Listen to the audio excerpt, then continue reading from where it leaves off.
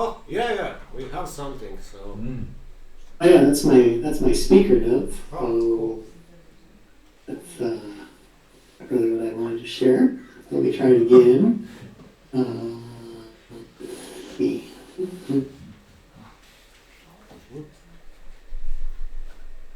Share a different screen. Sorry for the delay. Be a little more effective. No, it's okay. Oh, cool. There we go. And so, yeah, so thanks you guys for having me. The previous presentation was super cool. I missed part of it. I had another presentation. I never get presentations, and somehow I ended up with 2 today. And appreciate you inviting me. I'm going to be essentially redoing my Hackaday presentation that I gave last November in Pasadena. Appreciate you guys inviting me. It's a considerably simpler topic aimed at a wider audience, so I hope you find it interesting.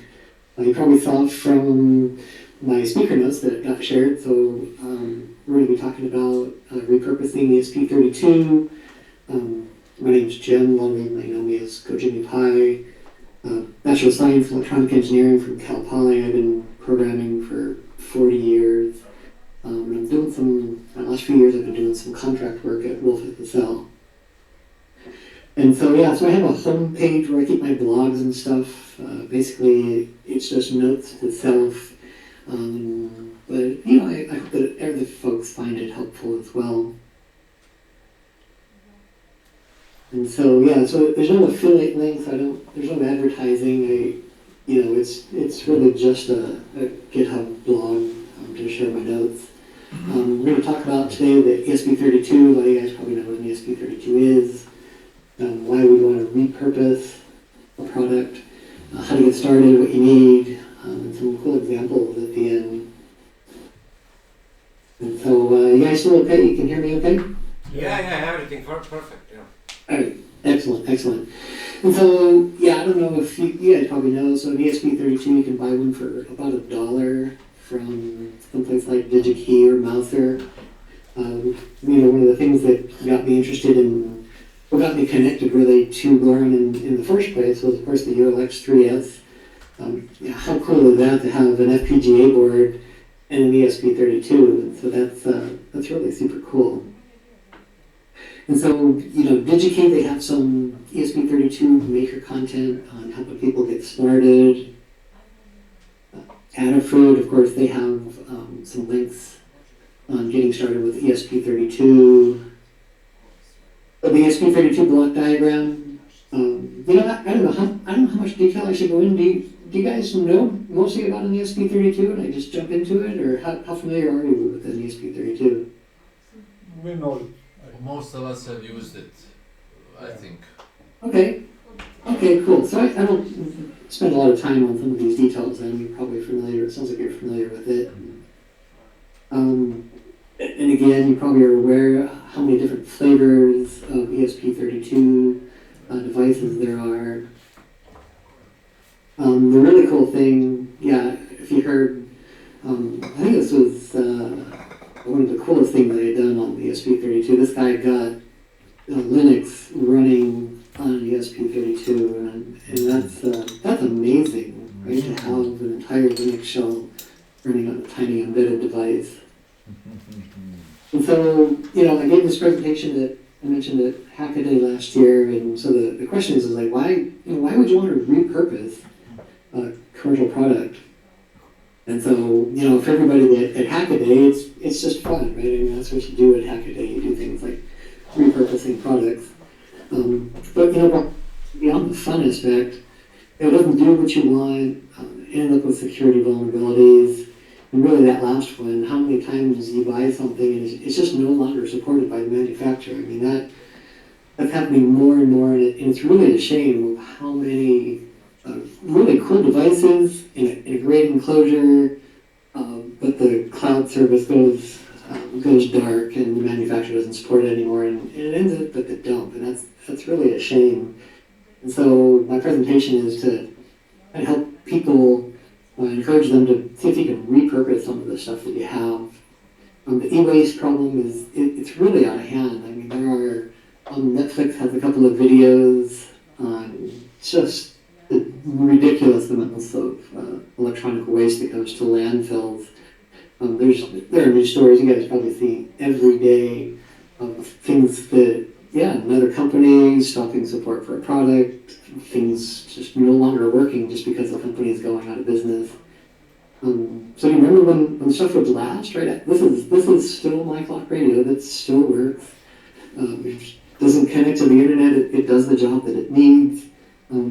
It just continues to work.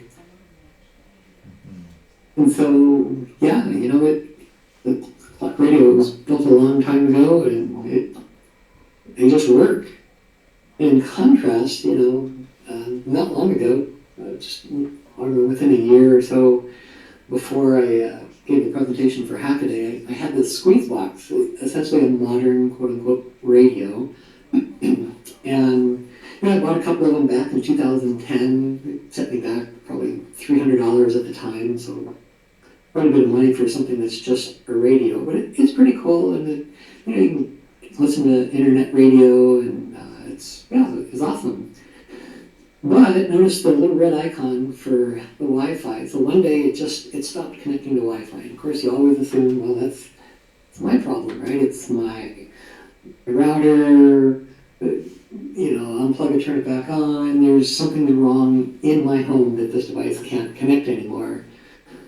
After spending a little bit of time with it, I couldn't get it working. So okay, let's Google it. And first, the first result, in 2024, the year that I gave my Hackaday presentation, January of that year, the Squeezebox owners, they're just gone, right? They just decided to close up shop, and that really cool Squeezebox radio, it just stopped working. And so now, they say they offered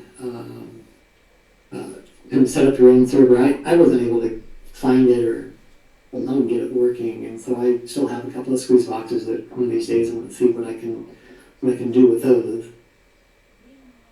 And so, here was my results of trying to search for my Squeezebox. So no more DNS entry for it, it just went dark. So the irony, right, of free your music, until they decide to not support it anymore. And so this goes on. I mean, some of the biggest and what used to be the best companies should be setting an example. I had a whole bunch of examples, and it was kind of too long for the presentation. I think everybody knows that there's a lot of stuff. We all have the personal experience of stuff that just stops working. And so I don't know if government regulation is the answer, but I thought it was kind of cool that there's a Right to Repair Act. And that was passed not long ago. And, it requires manufacturers to make things fixable and to include documentation and tools. I'm not really in favor of government regulation, but gosh, there's just too many companies that are just not doing the right thing. And so I thought this was really cool to see the Right to Repair Act passed. And so another reason for repurposing is to use an existing enclosure. That was always one of the problems that I had, is you have something really cool on a proto board, but getting it into a container has always been a challenge for me. And so way back when I tried to use this off-the-shelf enclosure, this is one of the first things I did with an Espressif device. This was back before the ESP32s with an ESP8266. That was something they did at the day job. They wanted metrics that were super easy to use. Some of the solutions were, they claimed it was too complex. I worked at some non-technical company. And so I came up with this, essentially a desktop device that would just stream business metrics. So there was no UI, right? It was just like a clock radio that would just stream data. It's not the most appealing. You see it's got, those screws in the corners there. I didn't realize when I ordered it that there's a little dimple in the plastic, and I had a hard time keeping the screen it was centered. You'd certainly never want to mass produce something like this. You see I have a little foam button there at the bottom that was supposed to keep things aligned. So it, leaves a little bit to be desired. I don't know if you ever tried to drill a hole for a USB port. My little drilling experience, it didn't go so well there. It's kind of an ugly hole. Even more of an example of why this could never be mass produced. But if you repurpose something, you get to reuse their awesome enclosure, right? So that's really cool. The other thing that's kind of changed since when I first created that little desktop dashboard is 3D printers, right? And so here's, for instance, I custom designed and 3D printed this little limit switch holder on my 3D printer, and so that's really changed the kind of the landscape of the things you can do with a personal project. You could potentially take the innards out of another project and make your own case for it. So that's 3D printers are really pretty amazing. I got a little out of hand designing all sorts of different parts and limit switch holders and whatnot. But it's pretty cool to be able to do that.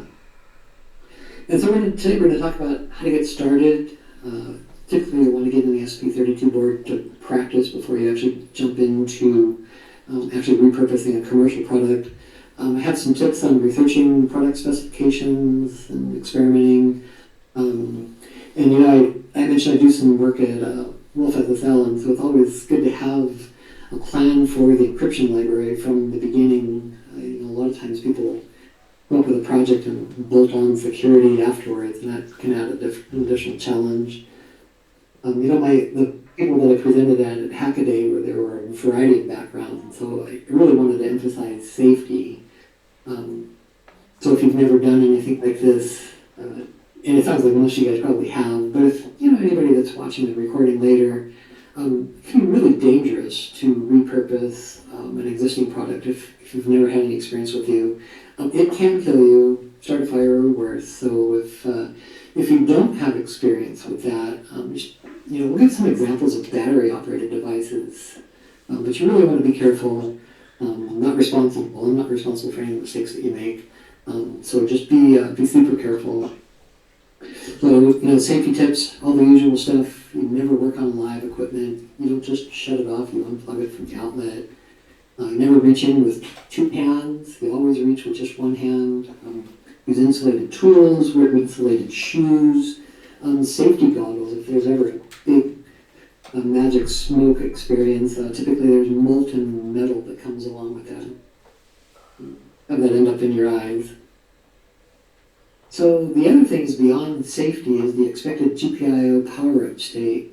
And so if you're dealing with high voltage devices, the original software may have had certain GPIO pins set at startup time, and if you come up with different software, it might not work the way the original software did. So you want to be super careful with that.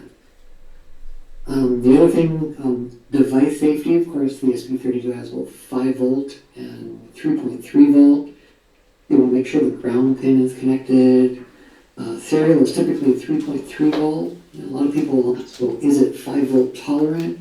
Well, yeah, even if you have to use the word tolerant, if it's right at the limit, you'll probably reduce the life of the device. And so I really don't like when, well, is it 5 volt tolerant? Well, if it's meant to be 3.3 volt, you should use 3.3 volt and not try to stretch the limits.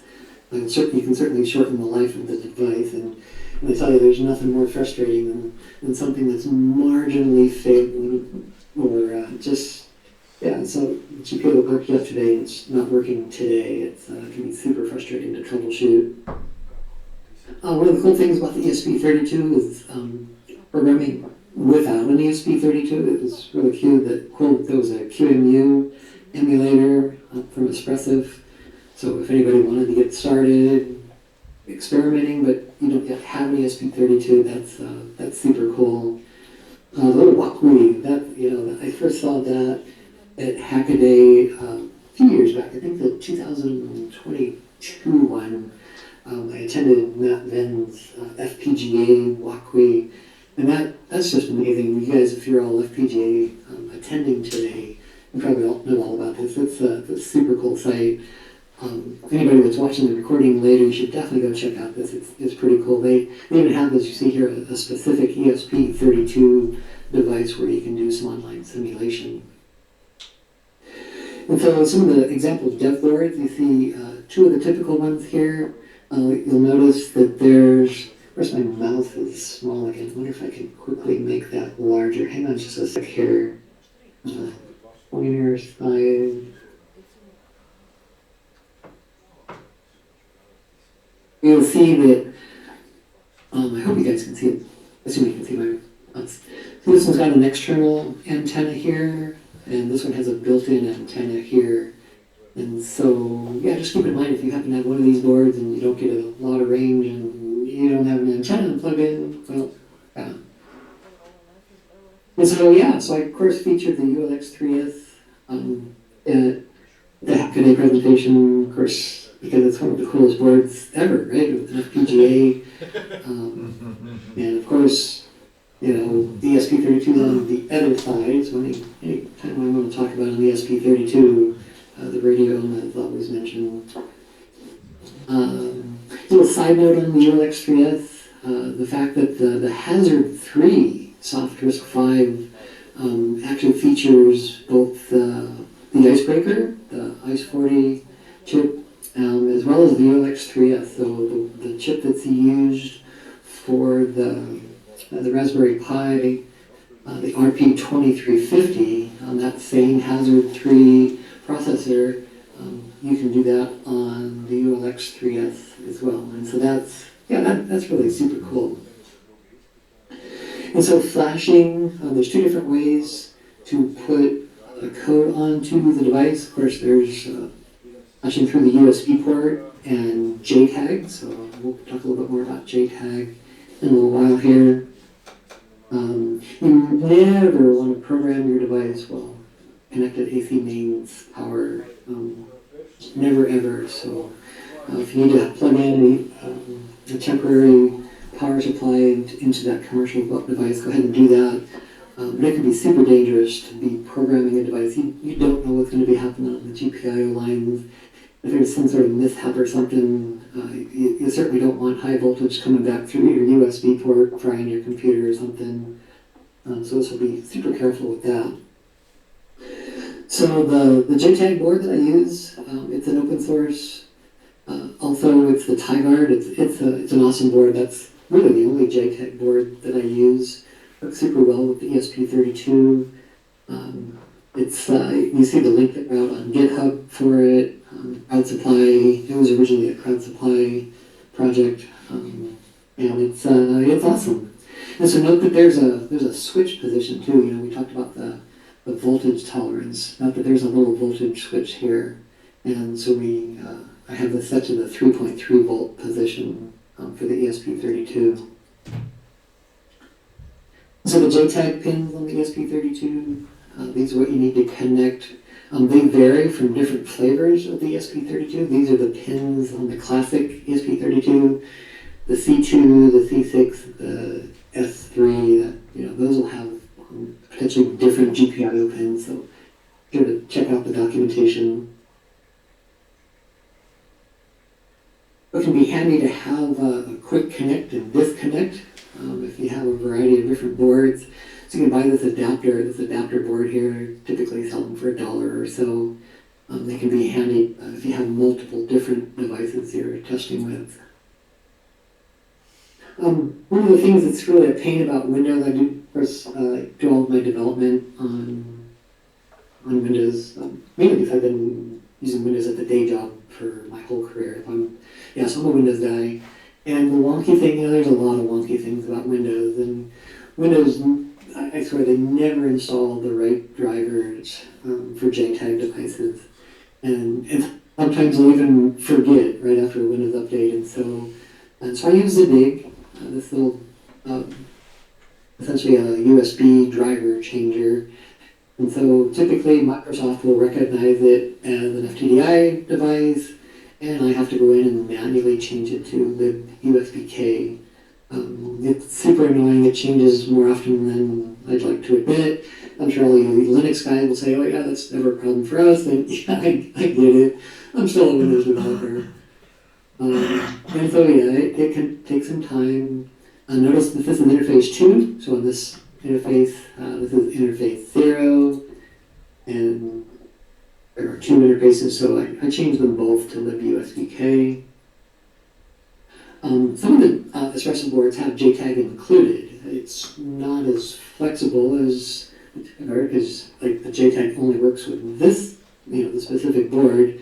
But it makes it super easy, right? You don't have to connect to any of the GPIO pins. You just plug in the 2 different USB ports. One is the UART, the other one is JTAG, and you're ready to go. These are some of the tips I have, JTAG programming on Windows. A lot of times, especially if you just change the drivers, you need to unplug and replug your device when you change to libUSBK.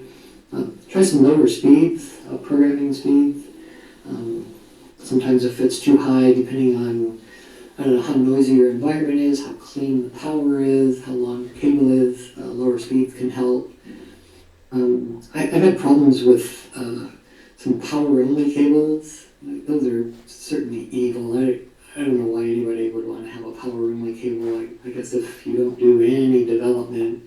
But if you're a developer and somehow you end up with a power-only cable, I suggest putting it in the trash, because I don't want to admit how many hours I've spent with a bad cable. It's horrible.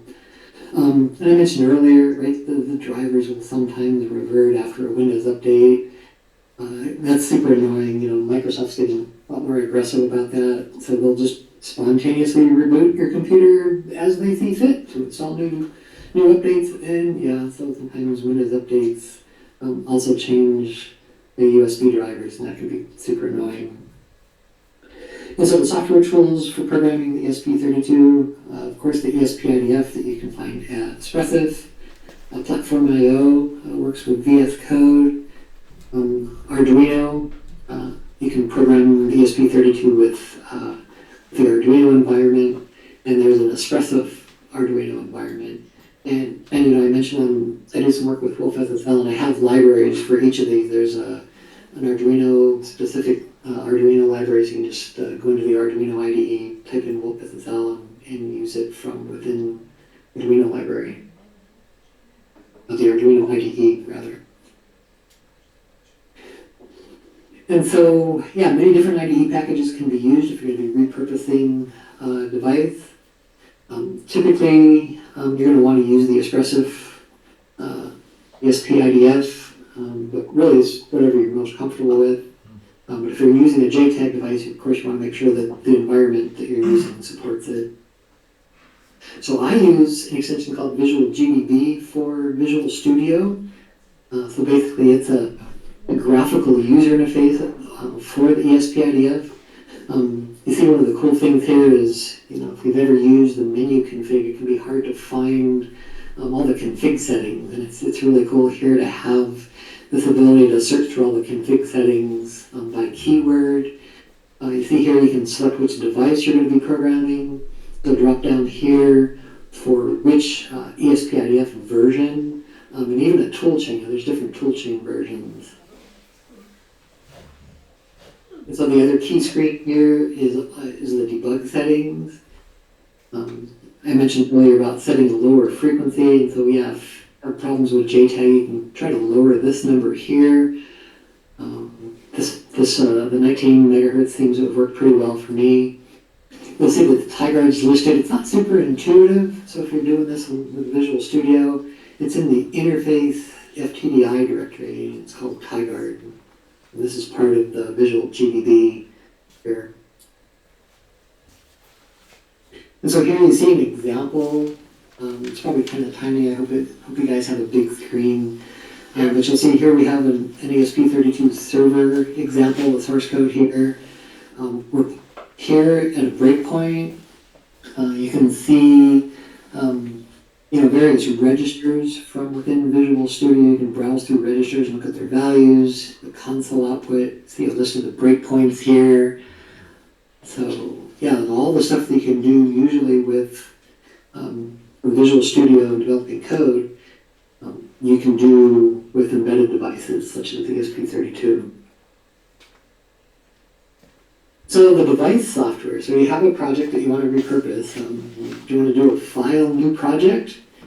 Yeah, probably not. There's a lot of stuff involved with repurposing a project, and you probably don't want to start from scratch. And so there's one of the places to get started, the Apple Home Kit. I've been working a little bit with these guys, getting Wolf SSL, specifically managed components, working with their Apple Home Kit. And it's working. It's coming out pretty good. They've done a pretty good job. And so Dean Peters here, he's has a repository of all these different projects here for integrating a given ESP32 with the Apple Home Kit. And so the premise here is if you have any device that the manufacturer no longer supports, or even if they do still support it, but it doesn't do what you want, and you want to work with the Apple Home Kit, for instance, here's where you want to get started. And so one of the first things you want to do is make sure that you have secure communication. So, the clock radio, it might have lasted a long time, but it had no network communication. And so, with some of the older devices that are ESP32 based, they're going to be using perhaps insecure cryptographic features. And so that's one of the things about using Wolf SSL. It's a commercial grade, open source, modern, continually updated, and secure communication for their devices. So I have a blog specifically on the Apple Home Kit. You can see here. It talks a little bit about how to get started. And so Wolf SSL, just a little bit about Wolf SSL. One of the key features for an embedded developer, of course, is the super tiny footprint. So you don't need a lot of memory, a lot of RAM to get started. Again, Wolf SSL is open source, commercial grade. You can find them online at Wolf SSL here. There's a home page for Expressive here. It's dual license, of course, free for makers, GPL v2 license. But if you have a commercial product, there's also a commercial license available. So any ESP32 can be part of the Apple Home Kit, and you can see here, as I'm going through and testing things, I have a whole jig. It's equipped with each one of these, and I set up each one of them to be essentially a blinky on the iPhone here. And so if you want to do post-quantum cryptography, it's super easy to enable that with Wolf SSL. So you see here, you have your SSL, Wolf SSL object, and you see with just one line of code, we want to use a key share, we want to use post-quantum key share. And you see here it is actually in action. So I had an ESP32 listening server and a Windows-based client that reached out to talk to it. And here you see we have a successful fiber key share extension being used. And so one of the things that's really challenging with an ESP32 is to sniff the packets. So you guys are probably all familiar with routers, and especially since most of the routers are switches. And so one of the ways that I've been sniffing the Wi-Fi packets from the ESP32 is I have an edge router here, and I have a whole block on the topic of Wi-Fi port sniffing. And what you want to do is you want to span one port onto a wired port so that your desktop that's monitoring the Wi-Fi packets can actually see them, because otherwise most of the routers are switches, and so if you're on another switch segment, you won't even see the traffic. And so the edge router here, I have a whole blog on how to set up an edge router to span packets onto another device, onto a network. Another one is just a plain switch. These are becoming increasingly hard to find. Some people call them a dumb switch. A dumb hub, because they're not a switch. And so to find these is increasingly difficult, because one would think that everybody would want the performance of a switch. Well, yeah, until you're a developer that actually purposely wants to see all of the traffic. But the Netgear, this is one of the things that I use that has no switching capabilities. It's just a hub, so each connection sees all of the traffic. And so one of the fun projects that I did with the ESP32 is this SSH on a stick.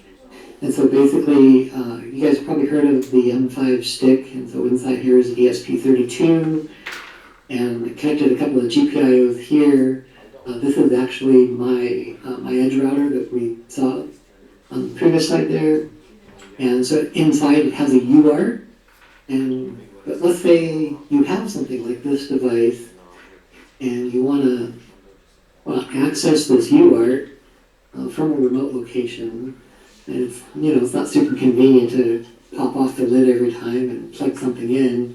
So, but if you have an ESP32, you can actually SSH into the ESP32 here.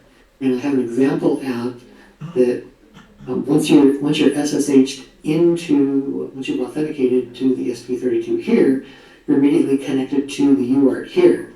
And so then, you essentially add SSH capabilities to a UART. And so it also works on the ESP8266. You can see here I have the Adafruit, the Who's a Feather, doing the same thing. And so another place to get started with software, like we're going to put onto the commercial device, is this group, organization, if you will, Tasmoda. I didn't even realize these guys were around until I started working with some of the Apple HomeKit stuff, and one of the guys from Tasmoda was helping me with some of the Apple HomeKit issues. And so a big thank you to Jason 2866 for all of his information on Tasmoda, the Home Assistant, the OpenS HAB. There's a bunch of other open source environments that can be used with your basic shell to get started with the Flash software onto a new device. And so what I did is, what I thought I would do is, we're going to have a hello world and a Blinky, right? So I went out and I bought what I thought was going to be a good getting started. This is one of the examples out on Tasmoda that I wanted to repurpose. I had a walkthrough, you can see at the bottom there. And I thought it would be a great example for my Hackaday presentation to, just reflash software onto the LED bulbs. And so, you see the package, you might never guess that inside there's an ESP32. So this is the actual box that I bought. I bought this off of Amazon thinking that, this would be great. And so there was a walkthrough that showed how to essentially flash new software onto the device. And so you pop off the lamp cover and you see, it's not super convenient, but okay, so you have to dig a little bit. The stuff is kind of gelatinous, so it actually does dig out fairly easily. And you'll see from the walkthrough, this is what I was expecting. You take a little time and you polish things off and you have the layers there. They were even kind enough to label them, so if you wanted to connect your own GPIO pins, that's what I was expecting. So what I actually found in mine is sometime between point A, where the board was horizontal. The one that I had was vertical. And it was at this point I gave up. The ESP32 was buried deep down in there. That wasn't at all what I expected. It was after digging up the gel, I realized that, probably repurposing this one. And so here's the before, like how it started, how it's going. It never goes as planned. So okay, so on to plan B for the presentation here. And so this first pass, these are some of the things, lesson learned.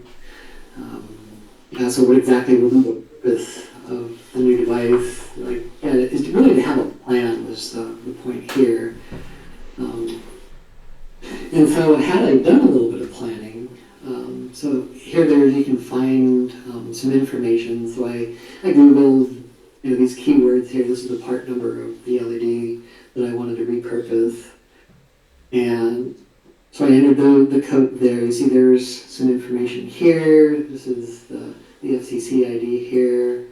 And so I went to this website and entered that data and found nothing. But the instructions, it did say 3 or 5 characters.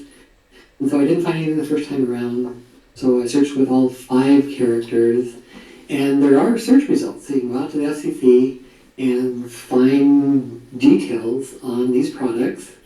And specifically, you'll see here there's an internal photos that's available. And so sure enough, you'll see here the internal photo shows the PC board mounted at a 90-degree angle from what I was expecting. And so, yeah, so no, it's all impossible. Well, no, that was, it's just an example of things might not go as you want. And so I looked at another one. This one was at the complete other end of the spectrum of easy to use. So I bought one of these Shelly devices here on Amazon, relatively inexpensive, an ESP32 on the inside, plastic enclosure. It's got this header for connecting high voltage wires. It's got the wiring diagram on the cover here. So if you go to their website at the knowledge base for Shelly, you'll see they tell you exactly the model of the ESP32 that's on the inside. So you might want to watch out. Some of them do contain an ESP8266. It might work, but you should expect it to be considerably slower than the ESP32, particularly with network communication. The ESP32, of course, has hardware acceleration. And so everything in the ESP8266, all the network cryptography is done only in software. And so the thing with this Shelly device is it says that it only works with Alexa. And I'm actually not an Apple ecosystem guy, but when I got involved with the Apple HomeKit, actually the guy ended up sending me an old Apple iPhone, and I appreciate that he did that, and it was in return for a lot of work that I spent on getting Wolf SSL to work with them. And so I do have the Apple device. And for this exercise, we wanted to make this, instead of work with Alexa, we wanted to make it work with the Apple HomeKit. And so instead of having to reverse engineer, you'll see that actually on the Shelly website, they break out the pins on the back of their device. This is super cool. They have it documented. I wish every manufacturer would do this. I mean, how cool is that? So it's super easily disassembled. You'll see they have an opening here for the little tiny header. So you pop it off. You don't even need to pop off the lid to get to this header here. You'll see the ESP32 right there. A reminder about safety. So Tesla also had a safety reminder. So if you're going to be doing anything on these devices, again, they're meant for high voltage. You use them in a light switch, like behind the faceplate. And so be super careful if you decide to repurpose them. So I had meant to mention earlier about powering from the TTY serial device. Typically, the TTY serial devices don't have enough power to power something else. I thought I would try anyhow. And sure enough, you'll see a little brownout detector that was triggered on the ESP32. And so, yeah, you probably want to have your own separate power supply and not power it from one of these TTY boards. I think I overloaded it, and this is the setup I had to see if my serial port was still working. It turned out not, so I tried to power the Shelly device from one of these guys, and it actually did. It toasted the power supply on it. Still works. One of these worked, but the other one it didn't anymore. So here was the setup that I had the second round. I actually used the power supply from the ESP32 itself. So you'll see I took the power pins here to power the Shelly device, and I'm just using the serial port here just for the UART connection here. And so there's marginally enough. I wouldn't recommend doing this for a very big device, but this Shelly device, it's relatively small, and I was able to successfully power it from the external pins on the ESP32 being powered through the USB here. Probably not the best idea, and I'll go into show you a little bit more on an external power supply, but it did technically work for me in this case. The other thing you'll want to have is that header on the Shelly device. The header was super tiny, right? The half-size pins here. So I bought some of these breakout boards that go from the 1.1 inch, the 2.54 millimeter connection here to the little tiny connection here. So they're the 1.27 millimeter. So a breadboard power supply can be super handy, but they're not all equal. And so here you'll see this breadboard I have here, and the pins line up perfectly here. And you see another breadboard that I have, and not so much. So if you buy one of these breadboard power supplies, pay super close attention to the spacing, especially on these power rails on the outer perimeter here, to make sure that your breadboard power supply will plug in. So yeah, there's another, I don't know the current status of this. This was currently in development. This was a USB-C breadboard power supply that was currently in development. And I need to go check out to see how well that's coming along. That looks like a super cool breadboard power supply. And so here you see my USB power supply. I got the serial port plugged in here. Using my little header adapter here plugged into the Shelly device there. And so the programming steps, right, typically you've programmed the ESP32 before. You'll see that I use the sysgcc directory. This is on Windows. This is what comes with the Visual GDP extension for Visual Studio. And so here I'm using the 5.2 version. I set up the ESP-IDF as usual with the export command. You run menu config, set probably your Wi-Fi parameters. I like to erase it, so especially like a commercial product, you want to really start with something fresh. So I like to erase the flash before I program something new. And so here you see me putting new software on the device. And then once you do, you'll see the Apple HomeKit will show up as a new device. Once successfully programmed, there should be an icon there. You can just click on it. It works a little bit differently than an Apple certified device. So since it's not, you just go ahead and click the add anyway. There'll be a default code that you'll set that you can optionally change in the IDF.py menu config. The default is this code here. And you can change it. This last digit here is a 3, and as soon as you enter the 3, the screen goes away. This is the default code that you saw for the ESP, the Apple HomeKit. And so you wait a short time, you'll see where you'll be pairing the Apple HomeKit. And if you look at the output from the serial port, you'll see, you'll see the output should look something like this, and pair setup.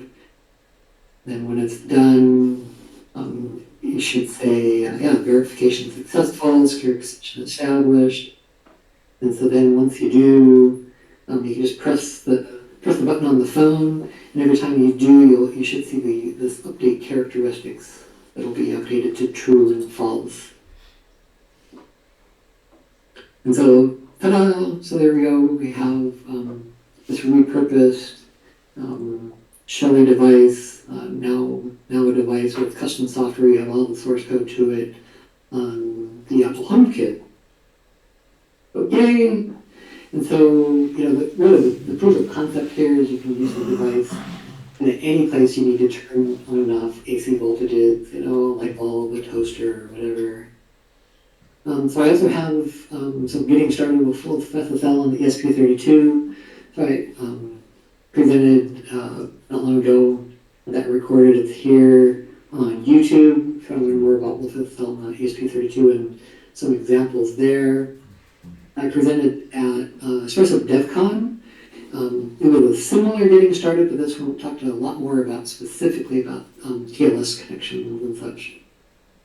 Beyond the ESP32, this I got started with this a bunch of years back. Hackaday had some open source firmware for this programmable power supply, and so this was, I got involved with this, and this is a pretty cool open source project too, so if you ever wanted to have, I don't know, just something to play with, you know, a power supply, and you have all the source code for it. This is an open source, repurposing the open DPS project here. And again, you end up with all the source codes. You can get it to do what you want, and not necessarily just what the manufacturer wanted. It's, you know, this isn't one of the examples of a the manufacturer goes out of business. It's completely standalone, but, you know, you might want to have your own source code on your power supply, I don't know, maybe to capture history or add Wi-Fi capabilities, you know, you stream the data or something. So yeah, thanks for listening. That was what I presented at Hackaday one of these days. I think they're going to publish the recording, so you guys are the only ones that get to see this. Unless you attended Hackaday, I don't think the presentation is available online yet. And so yeah, I hope I inspired you to go check out an ESP32 project.